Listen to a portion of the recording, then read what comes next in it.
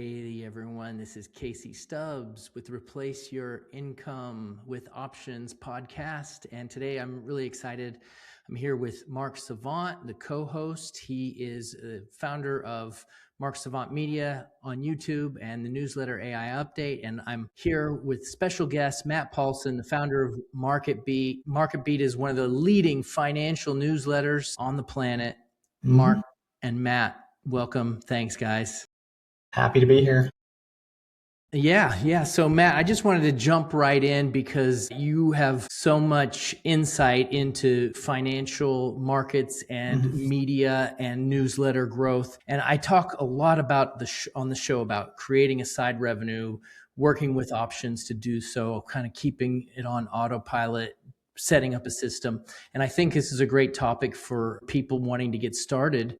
As a matter of fact, when I first got started in online marketing and the trading business, my first business was an online newsletter.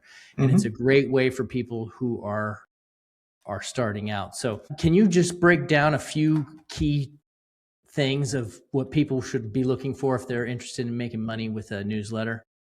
Yeah, I really appreciate your heart on this, Casey, because I feel like everybody needs a side income right now, regardless of like what your day job is and what your investment strategy is. Like, the economic world is so uncertain these days. To have something in your back pocket that's making you money that's not your day job, like everybody should have that. I've been able to make newsletters my main job, but there are a lot of people's part-time jobs. And, you don't need to know a lot about technology to do it these days. There's great tech out there with Beehive and ConvertKit.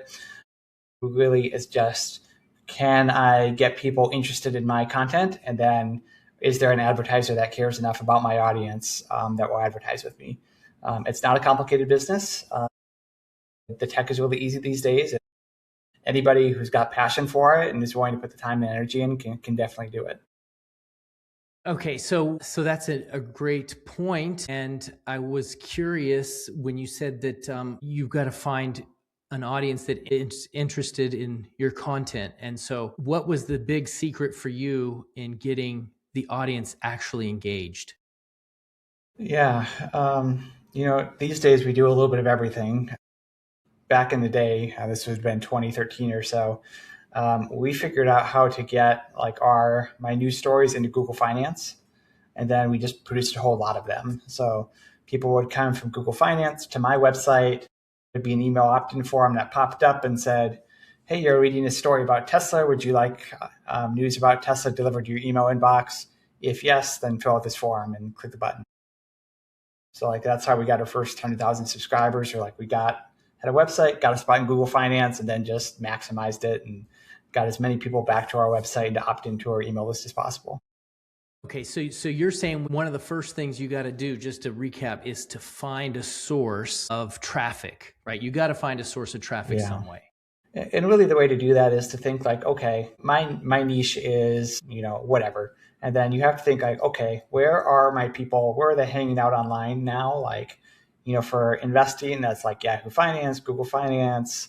They're probably on Motley Fool every now and then. They're on CNBC, and then I say, okay, these are all the places like my people are at today. I got to figure out how to kind of utilize these things that are already out there, and then get my stuff in front of them on that platform. It strikes me that you need a pretty good mousetrap these days, though. AI makes it so easy to create tons and tons of written word. Everybody has a newsletter these days. It seems like, certainly 10 years ago, you could say join my newsletter, but to me, it seems that you need some sort of great mousetrap to get people to give you your email. The email is very valuable these days, it seems. Yeah, I agree. There's definitely a lot of newsletters that are created by AI, and that's really kind of ballooned the number of them out there. So it's like you either need to have like the world's best content, or you need some like secret distribution strategy that other people haven't figured out. Like if you have one of those two things, then like great. If you have both of them, then you're even better. When you say distribution strategy, what do you mean? Just a way to get people like to your landing page, to your website, to opt into your newsletter. Like if you're just buying Meta ads or Google ads, like obviously anybody can do that, right? So you either need like a special media buying strategy, or maybe like you own a Facebook group and can get people in a Facebook group to join your newsletter. It's just, you gotta have a way to access kind of your audience that like not everybody knows about or has figured out. Okay, well, that's good to know. And I will say that for me, getting the people has not been the hard part. Obviously not maybe at scale. Like you mentioned Google Finance. When I first started, I posted my articles on Forex Factory, and Forex Mhm. Factory had a ton of traffic and it took off, and a lot of people came on. And right now YouTube is probably my number one source of traffic. And I know Mark's had a lot of success with YouTube. And so there's definitely ways in Facebook. I've seen people do great things with Facebook groups. So there's Yeah. definitely, if you're creative, you can get the traffic, but then becomes the real challenge. Mhm. You got all this traffic, you got a newsletter, but then like, how do you actually make? Sure. Yeah. Going back a step, we started a YouTube channel maybe 2.5 years ago now. We went from 0 to 400,000 subscribers in like that period of time. And mostly we hired a person to do great content, do interviews, all that stuff. And like you can still do a YouTube channel from scratch today. And like we make, like, it's profitable for us. We make probably 100,000 a month from our YouTube channel. And because we like put in the time and the effort, like you can absolutely do it today. On the monetization side, like it's really having a good understanding of like who your demographic is, of your audience, of like, their age, where do they live, what's their gender, what are their interests, what is their income level. And then just finding advertisers that really match your demographic. Like we know that our average subscriber is like a 65-year-old male, probably named Richard, who's at retirement or near retirement, just looking to protect his retirement. And like, that is our demo. And like, we're happy to serve Richard every day. So we just need to go find advertisers that align with him. And whatever your audience is, you just need to go find the advertisers that, like, what are the things that he would buy, right, today? And like, if you can say, my audience is 40-year-old soccer moms with 2 kids and a dog, like you can think of stuff to sell those people, right? So just really kind of starting to your demographic and be like, okay, what are these people already buying? And then kind of go find an advertiser that aligns with kind of what they sell or what they would be buying. Do you feel like you need a secret sauce to keep people engaged in the newsletter itself? To me, it's not so difficult to run ads, especially with programs like Beehive. You can just add links, affiliate links, ads, sponsored posts, things like that. But getting people to actually read in a sea of AI slop seems challenging, and as a newsletter, to me, that insinuates that you have something special. Maybe it's an inside track, inside information. You're speaking to people, things before the public. Would you say Yeah, that's true? What's that secret sauce? it can be true, but it's not always true. I think of people like Anthony Pompliano. Uh, he has got a financial newsletter. It's all about Bitcoin. And I think people are like, I don't know if his content is like the world's best content, but people are like, go read his newsletter to like reinforce their opinions about Bitcoin and how the world works in this world of Bitcoin. So I don't know if it's like you need to have like some secret knowledge or like, but you really need to be opinionated and like, this is how I see the world. And if you can do that, like the people that agree with you will like come to your newsletter and stay. So I'm glad you mentioned Anthony because I'm on his newsletter. I really like his stuff. He's done a lot on social media. He's all over the place, to be honest. Mm-hmm. I mean, he's doing a lot, but he's huge, right? He's got a big audience. So for him, it's easy to find an advertiser. Yeah. So what about somebody who's small? Like, I'll just be really honest. My newsletter, the clicks are terrible. I mean, I'll mail out a lot of emails and the clicks are just not there. Yeah. Email is not as easy as it used to be. These days I like to talk about kind of the idea of building this multi-channel media company where it's, yes, you have email subscribers, but then you try to get them to opt into SMS. You try to get them on a YouTube channel and just try to get the same people in as many places as possible. So like, if I get an email subscriber, my next goal is to get them to give me their phone number and then get them to subscribe to the YouTube channel. So like, yeah, email is tougher these days because a lot more people are doing it. Spam filters are stronger than they've ever been. So like, if you only kind of do the email thing, you're going to be capped at a certain size. Beyond that, I don't know. It is not the easiest thing in the world to do, but clicks are really kind of a function of where your email signups come from. Like a lot of people, maybe not so much this year, but maybe a couple years ago, were buying like co-reg leads from Sparkloop and other kind of like Beehive Boost, stuff like that. And the quality of those subscribers is not very high, if I'm honest with you guys. You have to be really picky about like which sites you that promote your newsletter. So like if your audience all came from these boosts where it's like they signed up for 5 newsletters at once, like, no, they're not going to be very engaged and your clicks aren't going to be very high versus like, if I have a meta ads campaign that's specifically for my newsletter, it's very clear what people are signing up for. I'm targeting people in the US and Canada, like your engagement rate's going to be way better. What you find over time is that like not all traffic sources are created equal. Like some are great. There are places I'll pay $10 an email sign up for all day long. And then there are places where I wouldn't pay 50 cents because an email is not an email. It's not. Do you think that it's worthwhile to run ads to drive traffic? Should you, I mean, I would assume you feel that you should already have some sort of monetization in place, but for a smaller newsletter, you need some amount of traffic to even A/B test stuff. You need a control group. I mean, you need some traffic to make it roll. So do you still feel like running ads makes sense to a newsletter? A, and B, do you feel that you need to have a monetization strategy on the back end before you start running ads? Yeah, I probably wouldn't run ads until I had a way to make money from it. Otherwise, you're just because really like you want to create this flywheel of like subscribers to monetization and then using that money to go buy more subscribers, monetize them, and kind of repeat the process, right? So until you have a way to monetize, you probably shouldn't do any paid spending. Like your initial goal should be get like kind of your first 1,000 subscribers from even just like messaging people on LinkedIn or Twitter and saying, hey, I just started a newsletter. Can I add you? If yes, give me your email address. And just really like the flywheel is going to start really slowly, but eventually your list gets bigger and then it just will eventually spin by itself. And then it's great. Is that with the referral program? Would you say some of your best subscribers come from referrals? No, I wouldn't say that. So like Morning Brew kind of famously had that referral program where like they gave college kids like t-shirts and hats and whatever for referring their friends to it. And it's like everybody, including us, copied it. I think that only worked for them. And I don't think it works very well anymore because like, unless your audience is freebie seekers, like they're not going to refer their friends for like a free hat and t-shirt. I don't think that works very well anymore. Well, I mean, like within the program, like within the software itself, do you put a high emphasis on getting current subscribers to refer the email newsletter to other people, or you feel like that's... No, I just don't think that works. I don't think people do that. Like, when's the last time any of us have forwarded a newsletter to somebody? I just don't think that happens very often. Just old people. So that's a great question because I think that you're looking at the value of a click. So if you are having them refer you, it might be more valuable for you to send that click to somewhere else. And one of the things I have really noticed about your newsletter, Matt, that honestly, it blows my mind. And that is how many emails you send. I cannot believe, Mark, if you're not on his list, be ready because I've never gotten so many emails in my life. Like I get like 10 a day and is that an exaggeration, Matt? No, it's not. I mean, we have 10 different lists, and if you sign up for more than one, like you're going to get a lot. If you engage with our emails, like we're going to send you more of them. If you click, like, I know that you're an active person and like maybe you want more stuff, so we send you more stuff. And obviously it's not for everybody, but like it works really well for us. How many writers do you have on staff?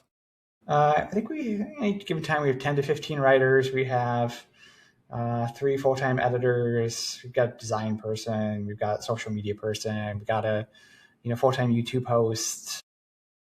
We got quite a few content people. So one of the things that I was thinking, Matt, is that when we look at YouTube and how YouTube's algorithm is just so powerful, and I kind of when I look at you, I kind of think of you as like the YouTube for newsletters. Have you developed like an algorithm that helps get clicks for your newsletters? I don't think so. The reason we can generate like so many ad clicks to our advertisers and like Agora and MarketWise and all of their subsidiaries love us is because like what people don't realize is we spend $1 million a month or more to like build our email list. And like you have to have a pretty strong stomach to do that. So like, yeah, our unsubscribe rate is probably higher than most people's, but like we're putting so many new people in the top of the funnel that like we can have people that run like clicked opt-in campaigns and keep coming back every month, and they continue to get new people because like we're continuing to add new people to the list. Any given month, we'll add about 200,000 new email addresses that have never been in our database before to our list. So like the pool that we're fishing from is constantly getting refilled. Yeah, that's very impressive. And I just think about like over the course of time I feel like I've been a little bit inefficient with my list management just because I've maybe had 1 million or so on my list over the course of my email career. And to this day, the number's like just tiny. And so how do you keep such a high level? Like, I think I saw you posting on social media, you have like 3 million or something like that. That might be a small number of Yeah. actually active clickers or active openers. Yeah. How do you keep such a high level of people engaged? So 3 million would be like our 90-day opener number. Like our total subscribed count is 6 million, but some of them haven't opened in a year and a half, right? So like we don't ever email them. A lot of it is like to maintain, like get really good open rates is if you're emailing daily, like typically you should only email people that have opened in the last 30 days. Otherwise you probably shouldn't email them more than once a week.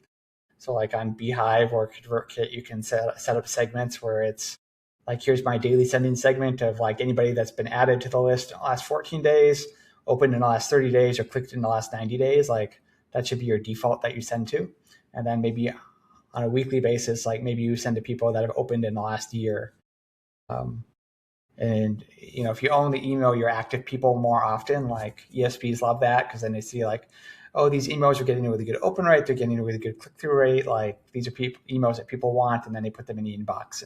People actually see them. I'm curious, how do you mentioned earlier, we kind of skimmed over it, that it's important to you that you get phone numbers for SMS.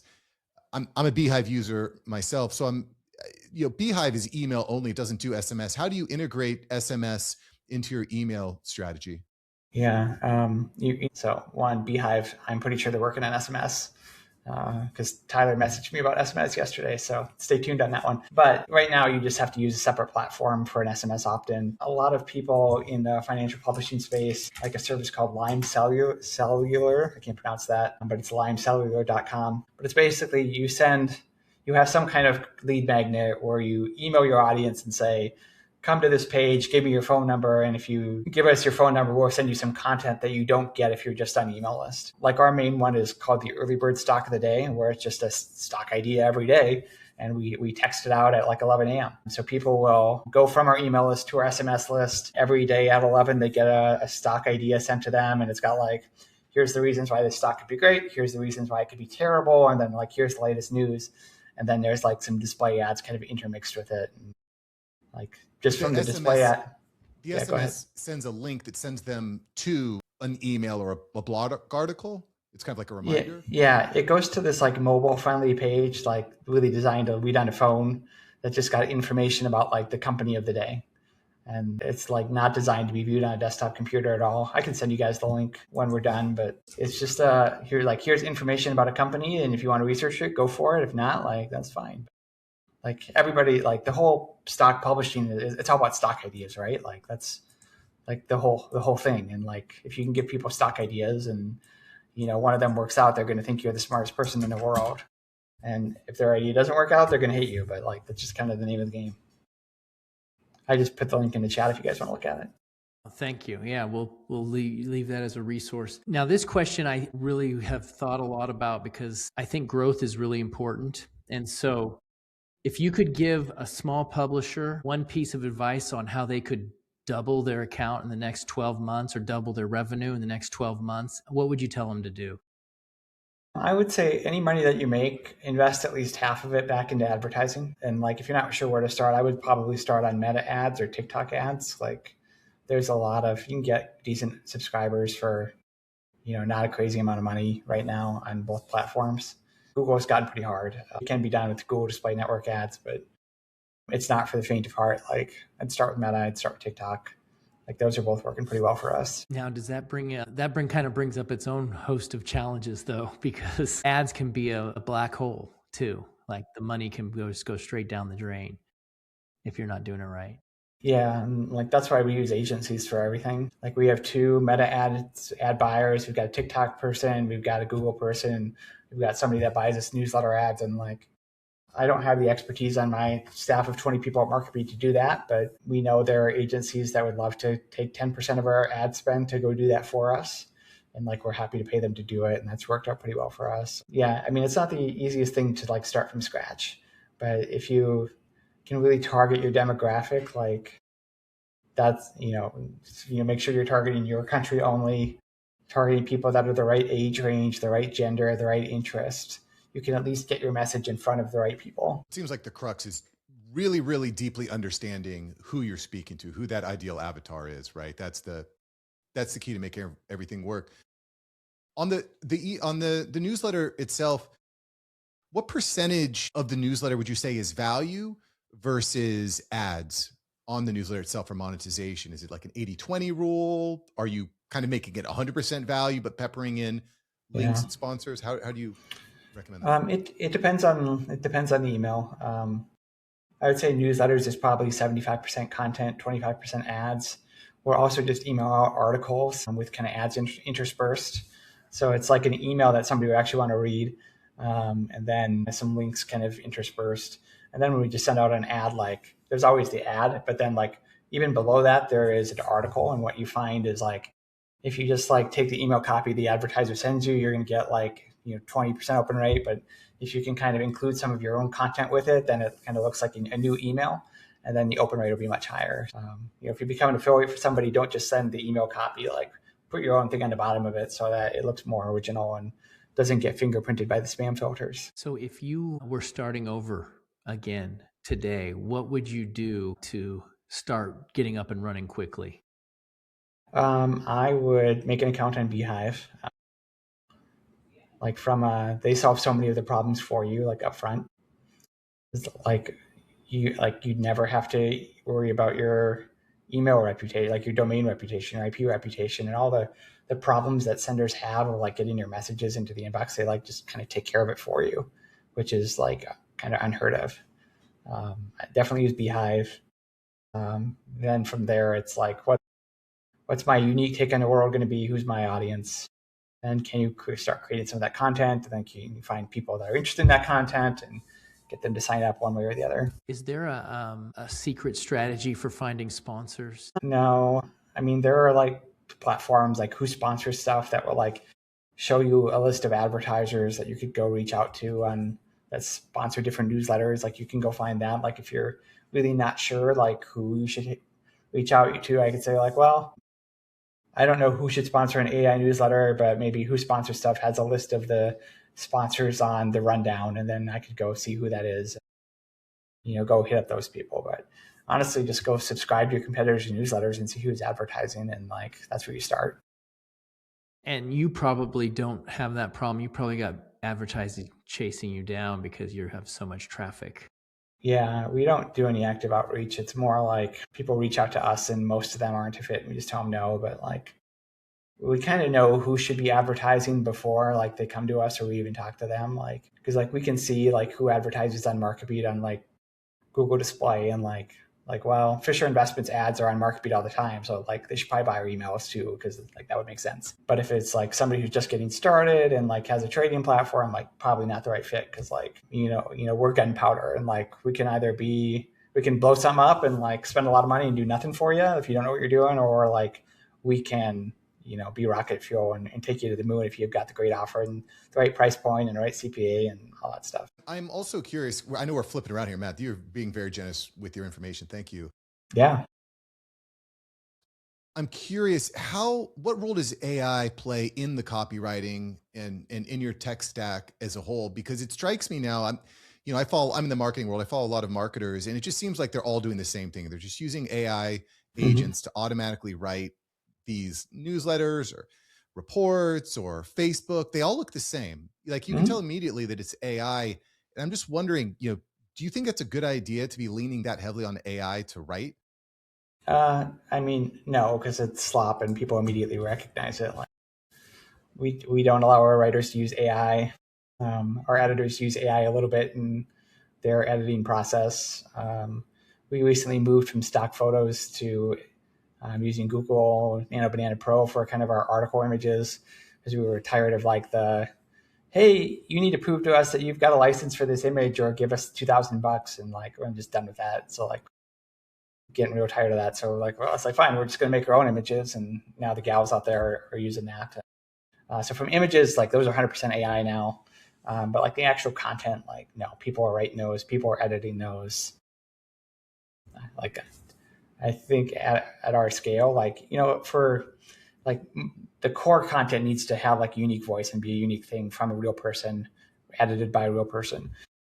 but there's absolutely a place for automated content too. Like we've been doing that for years. Like when a company announces their quarterly earnings, like no, a person does not need to go read the earnings transcript and write that story. Like, yeah, I can do that. And we've been doing that since 2012, 2013. Like anything that's just like, here's the data, like no, AI can go do that. So like scraping the report, giving you the bullet points, and then you can kind of trust but verify before writing the article. No, like the AI writes the entire article. But like that's not content we email to our subscribers. Like that is stuff you put on your website so Google picks it up and then people come to your website, opt in. But like it's not stuff that you promote to your audience. Do you think that's still, the other thing that's really strikes me as interesting now is answer engine optimization and getting your newsletter, your blog, your business referred on large language models like ChatGPT, Perplexity, Gemini, et cetera. Is that something you're thinking about when it comes to your newsletter and in using your newsletter as rocket fuel for referrals within these answer engines? Yeah, I've been told we do pretty well kind of on the AI answer engines. Like I haven't installed any of the tracking software because honestly, I think it's kind of BS right now. But like when I look at referrals, like on SimilarWeb for our site versus other kind of financial sites, we do well. And I think one, it's the volume of content we produce. We don't block any of the AI agents from scraping our website, and we get a lot. Our content is syndicated a lot of places. So like, obviously, all the bots or the scrapers are going to go read Nasdaq and Yahoo Finance and MSN, and like our content is all those places. So like, if you can like get your content in places where you like know people are going to scrape, like for AI agents, like yeah, go do that because then like they see that MarketBeat's getting mentioned on Yahoo Finance and Nasdaq and Entrepreneur and MSN. Like, wow, they must be pretty important, right? So if you can just get your stuff in those places, then like the AI agents will think you're important. Do you think that there's a use of AI tools to give newsletter owners an edge and to help them accelerate some growth, some AI tools that you would recommend? I really don't think so because we all know like the content that the AI newsletter tools make are kind of not good. So like that's not going to help you other than like write a newsletter for you that you don't want to write yourself. In terms of like audience acquisition, I haven't seen anything that would be like, this is a shortcut yet. You mentioned that you think that it's all BS. What were you referring to? You're referring to these like softwares that will help you quote unquote get ranked or get referenced on ChatGPT. Is that what you mean? You just don't think the technology is there yet? Yeah, well, I just don't think anybody actually knows what you're supposed to do yet. So like they'll come up with these prompts to like try to identify how much visibility you have in ChatGPT, and they're very artificial because it's not like you're scraping Google where it's seeing what the top 10 links are. It's just some prompt that somebody wrote, and then they're seeing what companies that ChatGPT comes back with. So it's like not real prompts that actual people have created to see like what brands get mentioned or real prompt data of like responses like from ChatGPT. It's just a very artificial kind of calculation of like, here's how visible we think you are in Perplexity or ChatGPT or any of these things. And then on the recommendation side, like typically all of the things that it tells you to do are all the things you would do for SEO anyway. So it just, there's no alpha there right now. Well, the other Go ahead, Mark. Sorry. Well, just on this idea of answer engine optimization, the other thing that gets referenced a lot is Reddit, but I find it very, very difficult to track the effectiveness of Reddit when it comes to getting referenced. There's all these different factors, like you said. It seems like feels like there's a lot of smoke and mirrors when it comes to getting referenced in these answer engine. I agree. I don't think anybody actually knows anything yet. And like we all know on Reddit, like people hate marketing. Anything that is seen as like an active attempt to like go market a company, like people immediately downvote and hate. Like we just kind of avoid Reddit altogether. It's like I just kind of see it like it's a hornet's nest. You can just avoid the hornet's nest, or you can go kick it over and piss a bunch of people off and have a bunch of people hate you on Reddit. But like, what's the point of that? Now, do you think you've noticed a difference in search traffic based off of AI? You think it's changed search traffic? I know with you guys, as big as you guys are, you're probably grabbing most of it. But for the most part, do you think people are searching less and they're going to AI and it's changing the environment? I don't think people are searching less. What we have seen is that in Google, our search impressions are growing kind of up into the right, but the clicks are not. And that tells me that, and like you can see a very clear spot in history, like right when Google AI Overviews launched, like that's kind of when the diversion happened. And that tells me people are kind of getting the response they're looking for in the AI answer and don't need to click through anymore. So like we've definitely seen that for sure. Do you think that people that own websites should not put an emphasis on SEO because it's probably not going to help them in the future? I think you should do the basics. Like I wouldn't, in 2025, I wouldn't build a website thinking that like I'm going to go rank for some keyword and that's how I'm going to make my money. Like it can be part of the strategy, but maybe like 20% of it. Google AI or Gemini is starting to, in its AI summary, share links to websites, but it just seems like everything is changing. I'm curious, Matt, if you were to restart a new newsletter outside the financial sector, which niche do you think is a good lane? Which niche would you go into? I mean, for me, like it had to be something I care about, right? Like I care about coffee. I might go start a coffee newsletter. Not that it's like some great niche, but like whatever you do, it's got to be something that you care about. I'm into fitness. Might go do a fitness newsletter. There's got to be some passion there. I don't know. It'd be one of my many. It'd be one of my hobbies, probably. But so you wouldn't think about money up front as much as something that you enjoy doing. yeah, I mean, MarketBeat started out of like my kind of personal interest in personal finance that later turned into investing. Like I was just a Dave Ramsey fan back in 2007. And I thought like, I need to make some money. So I did freelance writing and kind of personal finance topics and then figured out like, oh, the opportunities with investing. So I should probably write more about that. And eventually made a blog that turned into another blog and turned into MarketBeat. I kind of joke with people on my YouTube channel. People say things like, why are you recording these videos? I record a video daily, 6 days a week. On Sunday I rest. And I say, well, it's because all I do is talk about AI and my wife gets tired of me talking about it. So I just need an outlet for it. So I talk about it on YouTube all the time. So. Yeah. I mean, if you're starting a newsletter about something you totally don't care about just for the money, it's probably not going to work. Like you have to you start a newsletter today, you're really excited. 6 months from now, when you're like just hitting 10,000 subscribers, are you really going to stick with it if you're not passionate about the topic? Yeah, that's definitely a challenge. My 18-year-old son is looking at launching something. He wants to do some YouTube content, and his biggest thing is he's like passionate about something for a couple months, and then he wants to switch, and he's passionate about something else, and so he's made a lot of jumps there. And so you got to find something. You got to stick with it. You got to have some longevity. So you really do need to know what you're all about. So we've really hammered you, Matt, and I just really appreciate you taking the time to share your knowledge. I know that when it comes to newsletters, you're probably one of the top people to talk to and share. So I appreciate you coming sharing that. Any last minute thoughts that you'd like to share with the audience about anything? I think the opportunity is alive and well. If you want to do a newsletter, you should just go do it. If you want to follow along with me, I'm on Twitter. It's at Matt Paulson SD. You should connect with me on there. I have one more question. Yeah, go ahead. Because it's not every day you get to speak to someone doing millions and millions on newsletters. When you open up Beehive, what are the first 3 data points that you really focus on when you're looking at your analytics? What are the first 3? Yeah, the main thing on Beehive I look for is just what's the open rate. And then if it's below 40%, I'll adjust my sending segments I'll tighten them up to get it back above 40%. That's probably the main thing. 40% is your open rate. Yeah, that's what I target. Yeah. So if it gets up to be 45%, I'll change my windows to it might be 14-day ads of people that joined listing in the last 14 days, 30-day opens, 90-day clicks. Maybe I change it from 30-day opens to 35-day opens and kind of get it back down. Or if it's down to 35%, I'll tighten things up. I'll tighten the window up to get it back up to 40%. So you're talking about the people that you cut off the list. It's not that you cut them off the list; it's that you just don't email them daily. So you're daily 40%. Yeah, that's the goal. If you look up, search for the phrase base sending segment, Matt McGarry talks about this. My other buddy, Chris McCall, talks about this. They have content that kind of shows you how to set it up. You don't want to email your entire Beehive list every day. You really only want to email people that are kind of in your active segment every day. And then everybody else, maybe you email them once a week. Got it.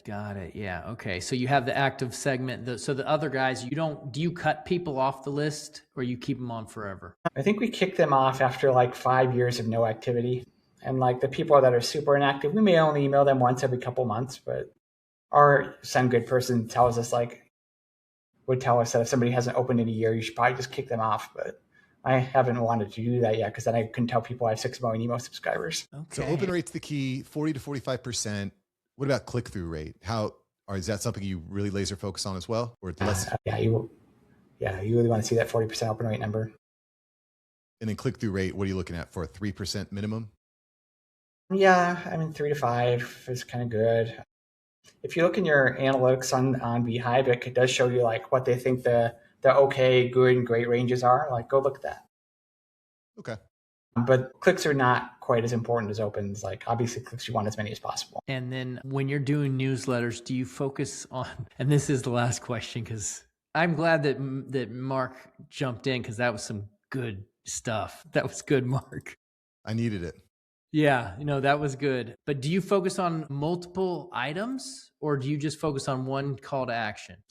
It depends on the email. Like if we're sending out a dedicated ad, it'll be one thing. If it's like a newsletter, it'll be multiple things. I don't think there used to be advice that people would say like, if you send out an email, you should only have one thing that you want them to do. And like, that means you should never send out a newsletter then, because like newsletters always talk about one thing. Like, I just don't think that's real advice. Okay. Well, hey, again, thanks a lot. Thanks, Mark, for coming. Thanks, Matt. Really appreciate you guys. And we'll be coming back on the next episode, but this was a great segment for something a little bit different. And, that's how I got started. I'm in the finance world. I use options, but I got started with a website. I was out of work and I started a website, and it's sustained me. So it's a great way to give something a shot. It was a different world back then, 2008, than it is now, but it's still more available than ever, I think. But thanks, Matt, and thanks, Mark. Appreciate it, everybody. Yeah, great to see you guys.